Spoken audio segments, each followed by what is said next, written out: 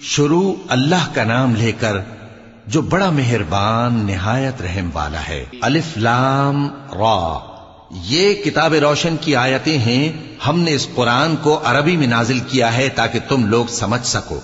اے پیغمبر، ہم اس قرآن کے ذریعے سے جو ہم نے تمہاری طرف بھیجا ہے تمہیں ایک نہایت اچھا قصہ سناتے ہیں، اور تم اس سے پہلے بے خبر تھے۔ جب یوسف نے اپنے والد سے کہا کہ ابا، میں نے خواب میں 11 ستاروں اور سورج اور چاند کو دیکھا ہے، دیکھتا کیا ہوں کہ وہ مجھے سجدہ کر رہی ہیں۔ انہوں نے کہا کہ بیٹا، اپنے خواب کا ذکر اپنے بھائیوں سے نہ کرنا، نہیں تو وہ تمہارے حق میں کوئی چال چلیں گے۔ کچھ شک نہیں کہ شیطان انسان کا کھلا دشمن ہے، اور اسی طرح اللہ تمہیں برگزیدہ و ممتاز کرے گا اور خواب کی باتوں کی تعبیر کا علم سکھائے گا، اور جس طرح اس نے اپنی نعمت پہلے تمہارے دادا پر دادا ابراہیم اور اسحاق پر پوری کی تھی، اسی طرح تم پر اور اولاد یعقوب پر پوری کرے گا۔ بے شک تمہارا پروردگار سب کچھ جاننے والا ہے، حکمت والا ہے۔ ہاں، یوسف اور ان کے بھائیوں کے قصے میں پوچھنے والوں کے لیے بہت سی نشانیاں ہیں۔ جب انہوں نے آپس میں تذکرہ کیا کہ یوسف اور اس کا بھائی ابا کو ہم سے زیادہ پیارے ہیں، حالانکہ ہم جماعت کی جماعت ہیں، کچھ شک نہیں کہ ابا کھلی غلطی پر ہیں۔ یوسف کو یا تو جان سے مار ڈالو یا کسی ملک میں پھینک آؤ، پھر ابا کی توجہ صرف تمہاری طرف ہو جائے گی، اور اس کے بعد تم نیک لوگوں میں ہو جاؤ گے۔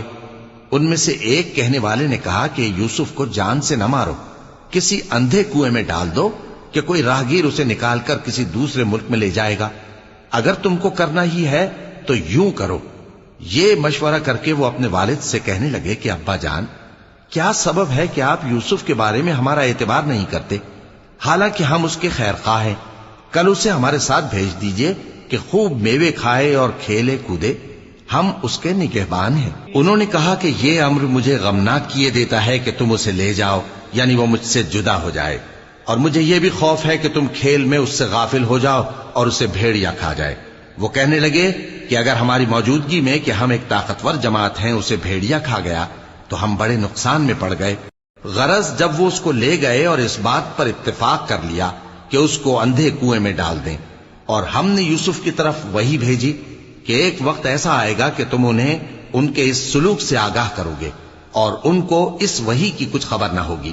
اور یہ حرکت کر کے وہ رات کے وقت باپ کے پاس روتے ہوئے آئے، کہنے لگے کہ ابا جان، ہم تو دوڑنے اور ایک دوسرے سے آگے نکلنے میں مصروف ہو گئے اور یوسف کو اپنے اسباب کے پاس چھوڑ گئے تو اسے بھیڑیا کھا گیا، اور آپ ہماری بات کو گو ہم سچ ہی کہتے ہیں باور نہیں کریں گے، اور ان کے کرتے پر جھوٹ موٹ کا لہو بھی لگا لائے۔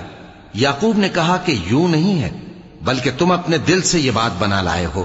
اچھا، صبر کہ وہی خوب ہے، اور جو تم بیان کرتے ہو اس کے بارے میں اللہ ہی سے مدد چاہیے۔ اور اب اللہ کی شان دیکھو کہ اس کنویں کے قریب ایک قافلہ آوارد ہوا اور انہوں نے پانی کے لیے اپنا سقا بھیجا، تو اس نے کنویں میں ڈول لٹکایا، یوسف اس سے لٹک گئے۔